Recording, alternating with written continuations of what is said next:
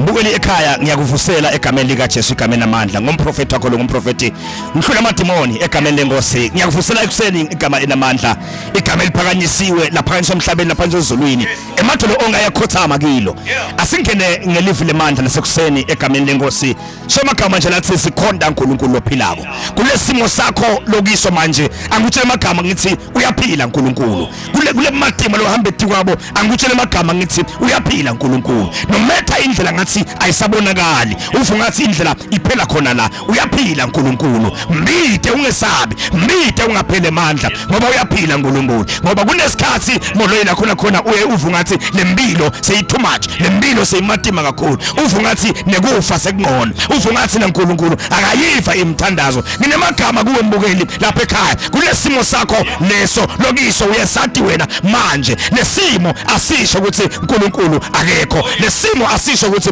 uNkulunkulu akayilalelanga imithandazo yakho kepha nemagama lathi kulesimo sakho leso mbide uNkulunkulu mbide uJehova uyaphila egameni lenkosi sifundzele phutho omkhulu incwadi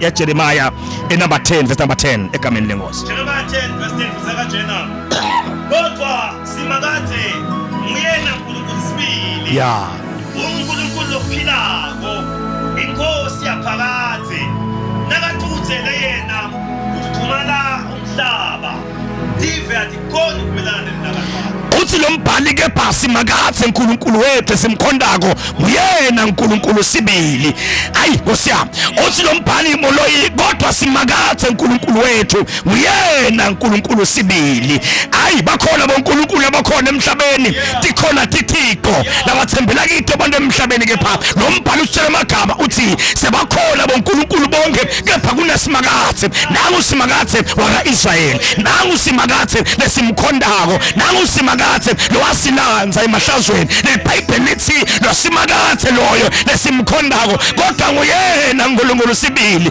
egameni lika Jesu Kristu lo simakathe lesimkhondako nguyena uNkulunkulu sibili la ukhona sithobo sami ekhaya ngithi noma thinking athi khona noma indlela ungasayibona kepha simakathe lo mkhondako thole amandla ukuthi nguyena uNkulunkulu sibili egameni lika Jesu Kristu ngithi ungeva ngathi utholile hayi akabinzi egameni lika Jesu kepha uyaphila ulalele kukhala kwakho egameni lika Jesu leBhayibheli molonisa indzaba lethi wake ufika moloyi babuye incwadi ya First Kings number 18 leBhayibheli lithi kwaba khona umqhudelwano kuba prophet bakaBhali nemprofeti Elijah egameni lika Jesu kwaqhuzelwa kwathiwa sake sibone ukuthi ngibani uNkulunkulu sibili nomele ukukhothanyelwa nomele ukukhondwa leBhayibheli lithi waqala wathi kibo abaqale bambide Bhali egameni lika Jesu bambide Bhali egameni lokuthi akashise lo mhlatshelo leBhayibheli lithi Bhali akazange sashisa umhlatshelo egameni lako but because esine sikhonda uNkulunkulu lophila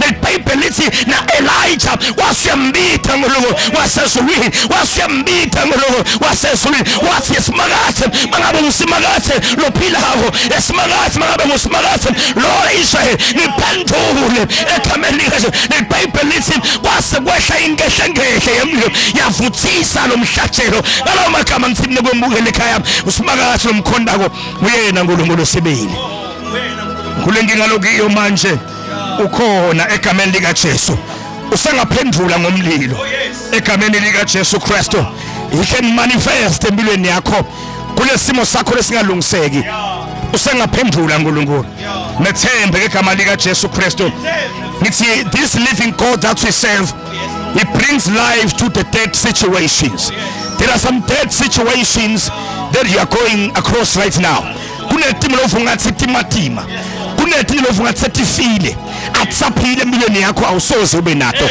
ngabe lomshado ngabe lomsebenzi ngabe lebusiness konke sekufile egameni lika Jesu but ngikutshela amagama nje mfana kithi namuhla emagama lathi noma letinto setifile egameni lenkosi kepha lo simakathe lo mkhondako wena uselakhuluma kube kanye naye bese uyaphendula egameni lenkosi bese uphendula ngomlilo lesimo ngathi simatiba kepha lo simakathe usengaphendula manje egameni lika Jesu Kristu waseNazaretha lo simakathe yena loyo egameni mabuya incwadi ya John number 11 verse 25 leBhayibheli lisitshela ngendaba yekufa kwaLazaro egameni lenkosi leBhayibheli lithi umngani waJesu lo Lazaro besafile emalanga lamane sekanuka nekunuka but leBhayibheli lithi makefika Jesu ekuthuneni lika Lazarus ukhanza umngobo sowuphelile, ukhanza lebatolile sebahamba nokuhamba, ukhanza ithemba alisekho nakubo bonke bakhona lapho. leBhayibheli lithi makefika Jesu, uthi Jesu kuLazarus